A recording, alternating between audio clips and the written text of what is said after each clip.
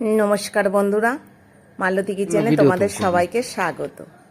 আজ নিয়ে এসেছি ইলিশ। ঝটপটা ইলিশ কিভাবে রান্না হয় সেটাই তোমাদের দেখাবো। আজ ইলিশের মাথা দিয়ে হয়েছে পুঁই শাক রান্না, আর ইলিশ মাছ ভাজা, আবার ঝোল। তো আমি দেখো, আজকে সোমবার, অথচ মাছ খাই না। বাড়িতে নিয়ে এসছে, বলছে দিদি একটা একটা নিয়ে নাও, একটা নিয়ে নাও। তো আমি অনেকগুলো দেখছিলাম, দেখার মধ্যে যে ইলিশ মাছের যেগুলো ডিম হয়ে যায় সেগুলো আমি কিন্তু নিইনি। ডিম ছাড়া একটা নিয়েছি, এটা 950 গ্রাম। তো দেখো এই দাদা কেটে দিয়েছে। বললাম আজকে আমি এই দেখো এক্ষুনি সবে আসলাম মন্দির থেকে, এখনই মাছ কাটতে হবে। তো উনি একটু কেটে দিল। যাই হোক, নুন হলুদ দিয়ে মেখে নিচ্ছি। এখনই কিন্তু 12টা 12 বাজে। যেহেতু আমার কর্তামশাই ডিউটি যাবে, স্নান করে রেডি, বলছে না থাক, তোমাকে করতে হবে না এত ব্যস্ত করে, আমি রাত্রে খাবো। আরে তা কখনো হয়? গরম গরম রান্না করব, তুমি খেয়ে যাবে। তা এত ঝটপটা ইলিশটা রান্না করেছি, আমার জীবনে মনে হয় প্রথম এত তাড়াতাড়ি রান্না করা। ইলিশটাকে আমি নুন হলুদ দিয়ে মেখে নিলাম, তেল গরম হয়ে গেছে। এবার প্রথমে ওর জন্য একটু ভেজে দিচ্ছি, কারণ যেহেতু শ্বশুরমশাই আমি আর ও খাবো, আমার ছেলে, দুটো ছেলেই খায় না, সেই কারণে বাড়ানোর দরকার নেই। আর ইলিশ মাছের পাপড় ঝোলটাই করছি, এটাই চটজলদি খুব তাড়াতাড়ি হবে। তো মাছগুলো এবার নেড়ে দিচ্ছি।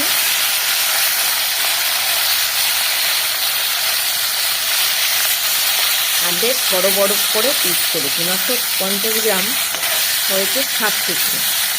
তাহলে বুঝতে পারছো খুব বড় বড়ই করেছি আমি। আর এখন কি বলে না, একটা ইলিশাগুড়ি বৃষ্টি, ঝিরঝির করে বৃষ্টি পড়ছে। আর এই ইলিশ কিন্তু বাজারে চারিদিকে খুব ইলিশ উঠেছে। তো দেখো, একটা বেশ লাল লাল করে আমি মাঝখানোর জন্য ভেজে নিয়েছি। আর এদিকে ভাত ঠান্ডা করতে রেখে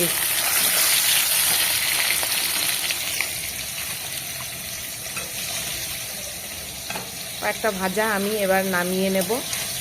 একটা লাল লাল করে যেটা ভেজেছি সেটাই ওকে দেব। দেখো এই যে কড়া করে ভেজেছি ওটা দেব। আর দেখো একটা ছোট টমেটো নিয়েছি, কয়েকটা কাঁচা লঙ্কা নিয়েছি, আর এই যে ইলিশ মাছের তেল রেখেছি। যেহেতু ভাজা দিয়ে খেতে গেলে ইলিশ মাছের তেল না হলে হয় না। আর এদিকে কালো জিরে ফোড়ন দিচ্ছি।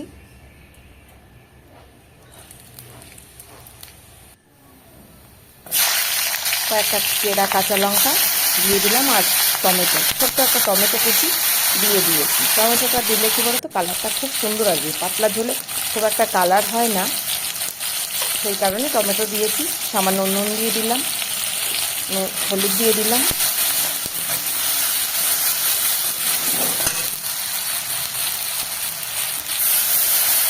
সামান্য জল দিয়ে এবার এটাকে কষিয়ে নেব।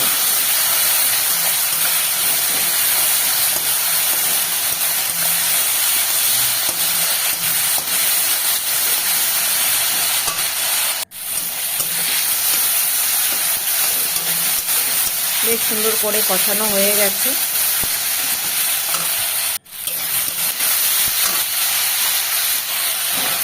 এবার ইলিশগুলো দিয়ে দিলাম, দিয়ে সামান্য জল দিয়ে দেবো।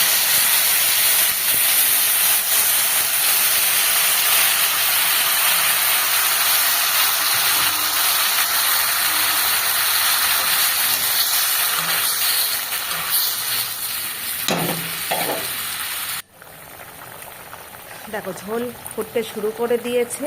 আর এদিকে ওনাকে খেতে দিতে এসেছি। এই যে গরম ভাত বেড়ে দিলাম।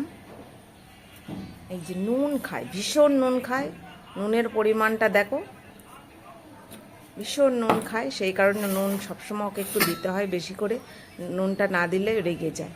আর এই যে একটা মাছ ভাজা দিয়ে দিচ্ছি, লঙ্কা ভাজা দিয়ে দিচ্ছি দুটো। এবার তেলটা দিয়ে দিচ্ছি।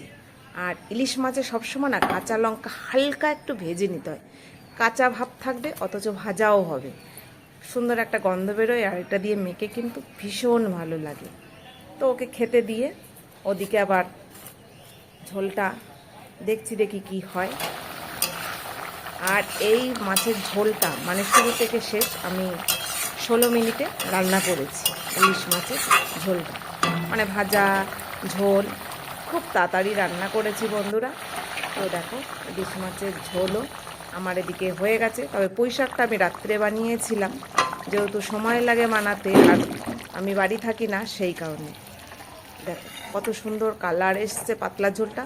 তাই বন্ধুরা দেখো, পাতলা ঝোল বানাতে গেলে এইভাবে একটু যদি বানিয়ে নাও খুবই ভালো লাগবে।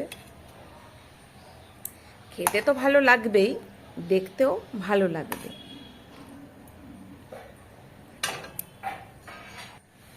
দেখো ইলিশ মাছের পাতলা ঝোল রেডি। এদিকেও একটা দিয়ে দিচ্ছি, বলছে না না লাগবে না লাগবে না। আমি না, একটা খেয়েই যাবে, আবার তো রাত্রে এসে আর একটা খাবে। একটু লঙ্কা খেতে ভালোবাসে, তাই ওকে লঙ্কা দিলাম, আর একটা পাতলা প্লেটে ওকে দিচ্ছি ঠান্ডা করার জন্য। তো ভিডিওটা ভালো লাগলে লাইক কমেন্ট শেয়ার সাবস্ক্রাইব করে দিও। দেখা হবে পরের ভিডিওতে। ভালো থাকো, সুস্থ থাকো, ধন্যবাদ।